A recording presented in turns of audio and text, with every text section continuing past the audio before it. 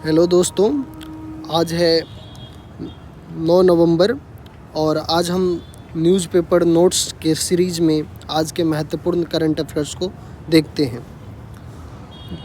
America द्वारा अपने visa policy में बदलाव किया जाएगा। अमेरिकी सरकार मेडिकल खर्च को कम करने के उद्देश्य से मोटापे, डायबिटीज़, हार्ट की समस्या या अन्य गंभीर बीमारियों से पीड़ित लोगों को वीज़ा नहीं देगा। जो नेक्स्ट खबर है, भारतीय राष्ट्रपति द्रौपदी मुर्मू अंगोला और बोत्सवाना की 6 दिवसीय राजकीय यात्रा पर गई हैं। यह किसी भारतीय राष्ट्रीय अध्यक्ष की इस देश की प्रथम यात्रा है। दोस्तों, अंगोला की राजधानी लुआंडा है और बोत्सवाना की राजधानी गबोरोन है। राष्ट्रपति मुर्मू दोनों देशों के अपने समकक्ष से मिलेगी तथा वहां के नेशनल असेंबली को भी संबोधित करेंगी। भारत और अंगोला इस वर्ष अपने राजनीतिक संबंधों का 40वां वर्षगांठ मना रहा है। ये बहुत ही इम्पोर्टेंट है एग्ज़ाम के दृष्टिकोण से। अब हम नेक्स्ट खबर देखते हैं, इसके बारे में हम थोड़ा विस्तृत चर्चा करेंगे। आदिवासी समुदाय के लिए जीनोम सीक्वेंसिंग आरंभ करने वाला गुजरात देश का पहला राज्य बन गया है। गुजरात सरकार ने आदिवासी लोक नायक भगवान बिरसा मुंडा की 150वीं जयंती को जनजातीय गौरव वर्ष के रूप में मनाने का संकल्प लिया है। ये काफ़ी महत्वपूर्ण है। अब हम देखते हैं कि जीनोम सीक्वेंसिंग प्रोजेक्ट क्या है। गुजरात बायोटेक्नोलॉजी रिसर्च सेंटर के नेतृत्व में यह प्रोजेक्ट आदिवासी समुदाय के आनुवांशिक खाके जेनेटिक ब्लूप्रिंट का अध्ययन कर रोग के परीक्षण, उपचार और स्वास्थ्य देखभाल पर ध्यान केंद्रित करेगा। जीनोम सीक्वेंसिंग प्रोजेक्ट यह समझने का प्रयास करता है कि आखिर क्यों आदिवासी समुदाय में आनुवांशिक विकृतियाँ बढ़ रही है। आनुवांशिक विकृतियाँ के पीछे मुख्य वजह आदिवासी समूह में अक्सर अंतर्विवाह का होना माना जा रहा है। अंतर्विवाह से तात्पर्य है कि वो अपने समुदाय के अंदर ही शादी कर लेते हैं। तो कई वैज्ञानिकों का मानना है कि वहाँ पे जो आनुवांशिक बीमारी या जो विकृतियाँ हैं उनके पीछे मुख्य वजह वो अंतर्विवाह को मानते हैं।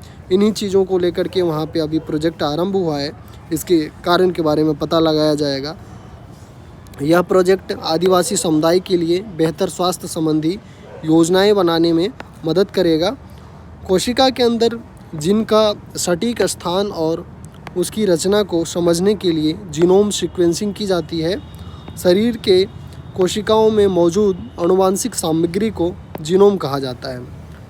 अब हम देखते हैं नेक्स्ट खबर को कि दिल्ली सहारनपुर राष्ट्रीय राजमार्ग पर NHAI द्वारा 4 मेगावाट का सौर संयंत्र स्थापित किया जाएगा।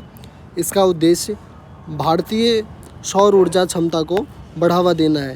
ये काफ़ी अच्छा इनिशिएटिव है जो ग्रीन एनर्जी को लेकर के सरकार के द्वारा उठाया गया है।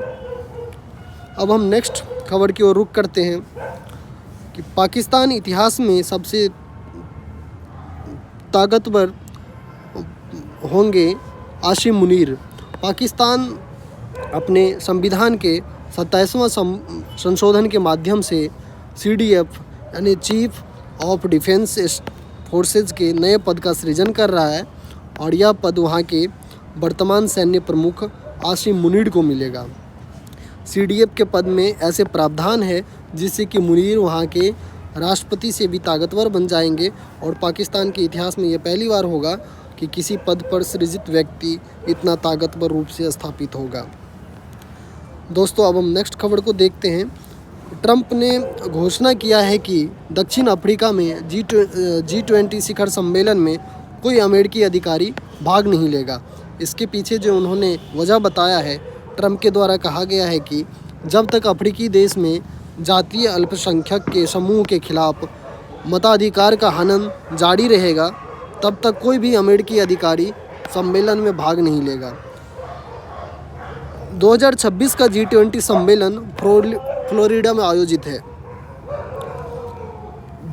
अब ये जो खबर है बहुत ही इम्पोर्टेंट है आपके एग्ज़ाम के दृष्टिकोण से। भारतीय NGO एजुकेट गर्ल्स को 2026 का रेमन मैग्सेसे पुरस्कार मिला है। इस एनजीओ के द्वारा गर्ल्स एजुकेशन पे काम किया जाता है। इसकी स्थापना 2007 में हुई थी। राजस्थान, एमपी और बिहार जैसे राज्यों में 30,000 से अधिक गाँवों में कार्य कर रही है।